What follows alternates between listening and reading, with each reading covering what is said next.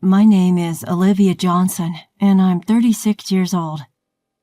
I have a husband who is 3 years older than me and a son in elementary school. 5 years ago, my husband had an accident that left him paralyzed from the waist down.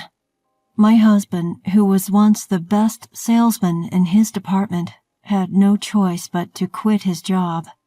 For him, losing his job was the hardest thing to accept.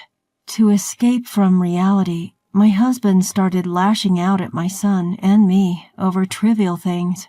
We had days where he would snap back to reality only after seeing our son cry. Once I got the hang of dealing with my husband and told my son to avoid his dad as much as possible when I wasn't around, the outbursts decreased. That's when I started working full-time. Even so, it was impossible for me just starting a new job to earn as much as my husband used to. So I started to take up extra shifts to increase our income a bit. While it left me no time to rest, I worked relentlessly, thinking it was for the sake of my family. Perhaps because of that, I failed to notice the changes in myself. I only realized it when a friend from high school whom I hadn't seen in a long time pointed it out. Looking at me, she said, "You've changed a lot." I could tell from her expression that it wasn't meant as a compliment. We've always been honest with each other. Even so, she seemed at a loss for words. I was curious, so I asked her, "Have I changed that much?" "Don't worry, I won't get mad. Just tell me honestly."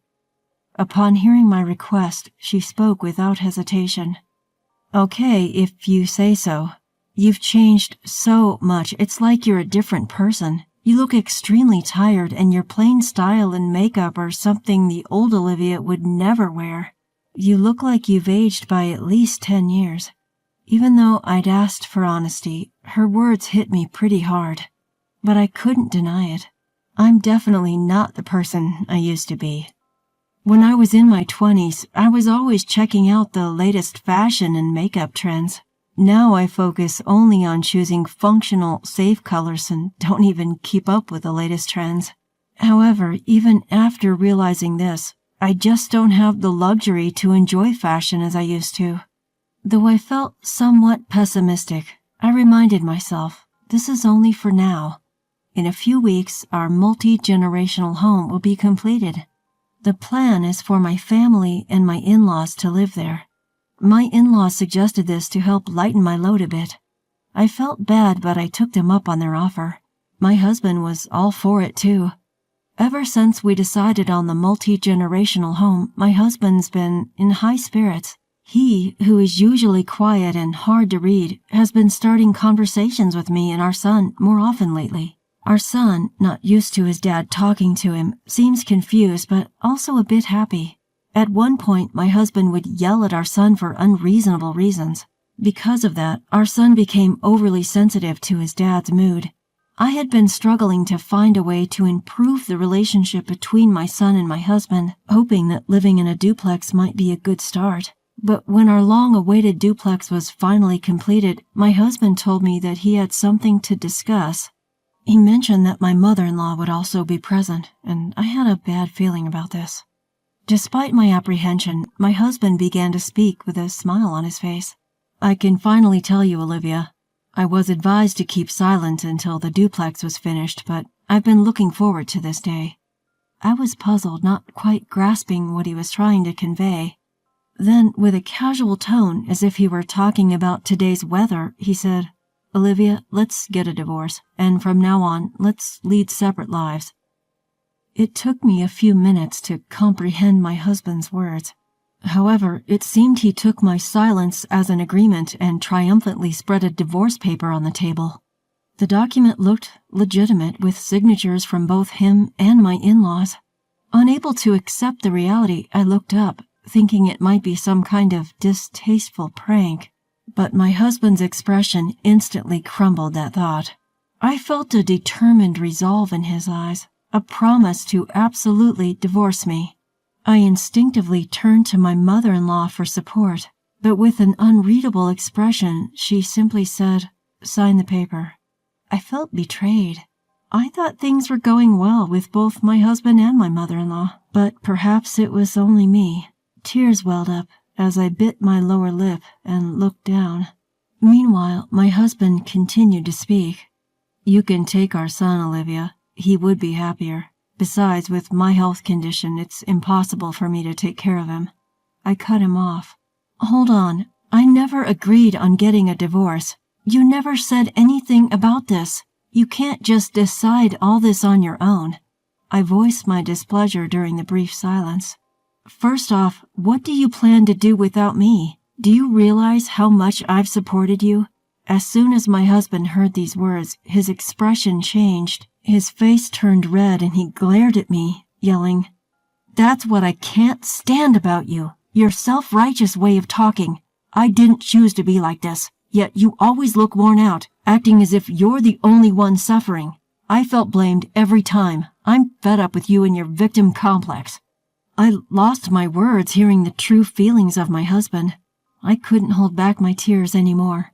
Seeing me crying, my husband looked annoyed and said, "See, you always play the victim, right, Mom? You'd agree that a wife like her who can't even respect her husband isn't suitable for me, right? Don't worry, my new partner is young and beautiful, and I'm sure you'll like her." His words hit me like a punch to the gut. I finally understood the real reason why my husband wanted a divorce. He was having an affair, and he was trying to get rid of me, the obstacle to be with his mistress. I never thought my husband would cheat on me. Not because of his personality, but because I thought there was no chance for him to meet someone else. But I was wrong. He told me how he met his mistress. He met his lover online, and through texting each other every day, they developed feelings and fell in love. Because I only use my phone for minimal communication, learning about this whole online dating thing was bewildering. Looking back, my husband had been glued to his phone recently. Moreover, my husband, engrossed in his phone, seemed to be in an exceptionally good mood. Oblivious to my husband's affair, I would think to myself, "It's nice to see him in a good mood today." Yet for all I know, he may have been secretly inviting that woman over to our place when I wasn't around. Just the thought of it was enough to make my blood boil. Despite our arguments, I had never once considered leaving him before. But now, after hearing his true feelings, I just couldn't imagine being with him any longer. Even if he took back his words and said, "I don't want a divorce after all," I was now determined to leave him. As I made this decision, I heard a loud slap. Startled, I looked up to see my mother-in-law, her face twisted in an expression I had never seen before. My husband's cheek bore a red handprint. Realizing she had slapped him, I was taken aback. I would never have expected my mother-in-law to lay a hand on her son. She turned to me, deeply bowing her head in apology. "I'm really sorry. I apologize for letting you take care of such a despicable son." She uttered these words, her face a mask of profound regret. "Olivia, you're too good for my son. You've done so much for him, more than we could ever thank you for. My husband and I were looking forward to living with you two, but it seems you'll be better off without our son. We will make sure you receive proper alimony and child support, so please, go ahead and divorce him." My husband, his face beet red, tried to retort, but a glare from his mother shut him up. A different kind of tears welled up at my mother-in-law's words. They brought both relief and sadness. Regardless of my husband, I was saddened at the prospect of ending my relationship with my in-laws. Encouraged by my mother-in-law, I filled out the divorce papers. And just like that, my husband and I became strangers. After parting with my husband, I returned to my parents' house with my son. My parents said it was fine to stay with them until things settled down, so I decided to take them up on their offer. I planned to continue working as before, but discussed reducing my workload with my boss. I was considering changing jobs if needed, but my boss agreed to accommodate me without hesitation. To be honest, it took me by surprise. Apparently, my boss had been worried about my excessive workload for a while now. With a wry smile, he said, I was actually worried you might collapse one day, but knowing your situation at home, I didn't say anything. Feeling guilty, I bowed my head and apologized to my boss for causing him concern. He quickly shook his head, saying, No, it's just me worrying too much. But thinking about it, it's good that you left your ex-husband," and laughed. His words brought a smile to my face, and I nodded in agreement. I also told my coworkers about my divorce. I thought it would be better to let everyone know since I was reducing my workload. I was anxious about their reaction, but when I honestly told them the reason for my divorce, they threw a party for me. I was taken aback by this, but it was a relief that the atmosphere didn't become serious. Although I had awful luck with men, I had the best colleagues at my workplace. By the time all the paperwork had settled, I took our son and left my parents' home. We chose a small apartment as our new home. It was a far cry from the spacious house we were supposed to be living in, but our son didn't show any discontent. Perhaps because he no longer had to worry about his father, he became more vocal about his opinions and his demeanor brightened. It was a change that made me truly appreciate our separation from my ex-husband. The effects of the separation were apparent in me too. By the time I'd finished unpacking after the move, a friend came to visit and celebrate our new home. The last time we met, she was concerned of my well-being, but when she saw me today, she laughed and said that I looked younger than ever. I couldn't help but laugh along. Everything started going smoothly, almost comically so, after the divorce. I suppose my old self was under so much stress, physically and mentally. Now I realized I was merely a maid for my ex-husband back then. I still can't forgive my ex-husband, and I don't want to see him, but I do meet my in-laws once a month now. A while ago, my son got a fever, but I absolutely couldn't take a day off of work that day. And to make matters worse, my parents weren't available either. Out of desperation, I reached out to my in-laws. They immediately came over to take care of my son. We used to barely communicate due to the situation with my ex-husband, but since that day, we make sure to meet at least once a month. They thanked me for letting them see their grandson, but I was grateful that they still loved my son. Even after the divorce, my son occasionally mentioned his grandparents. He never said he wanted to see them, perhaps out of consideration for me, but he did ask how they were doing. After all, they were his beloved grandparents. To be honest, I didn't want to take his grandparents away from him, so it was a relief to know they wanted to see him too. By the way, my son never once mentioned my ex-husband. Even my in-laws knew that we didn't want to see him. However, my ex-husband had a different idea. I was utterly surprised when I heard from my mother-in-law that my ex-husband was considering getting back with us. I thought that things were going well with his mistress. According to my mother-in-law, the mistress moved in shortly after we left. It seemed like they had it all planned out. The mistress was delighted to see the new house and moved in without even getting permission from my in-laws.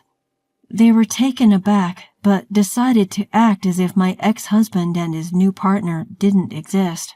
At first, the mistress seemed pleased with the minimal interaction with my in-laws, but soon she started showing signs of discontent.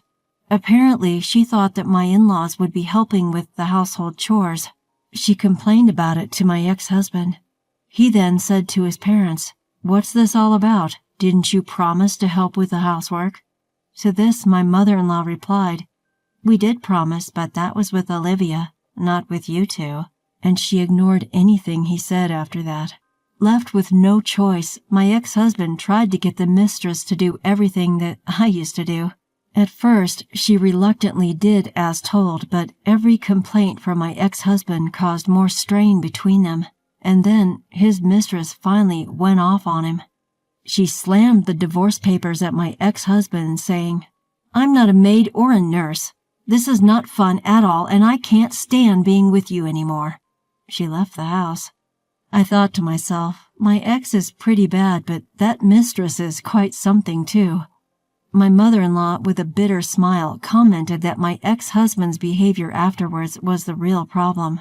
He refused to admit that he was at fault, and blamed his mistress for getting dumped by saying that he got tricked by her. Furthermore, there was no one left to take care of my ex now that his mistress was gone. He couldn't rely on my in-laws either. As a result, for some reason, he thought that if we reconciled, everything would return to how it was. He probably has forgotten the things he did. He told my in-laws that he wanted to get back together with me and asked for their help. When I heard about this, I couldn't help but shudder at the thought of living with my ex again. My mother-in-law quickly reassured me, saying, "Don't worry, we firmly refused." My ex, scolded by my in-laws, gave up on seeing me but now wanted to see our son. My in-laws also refused this.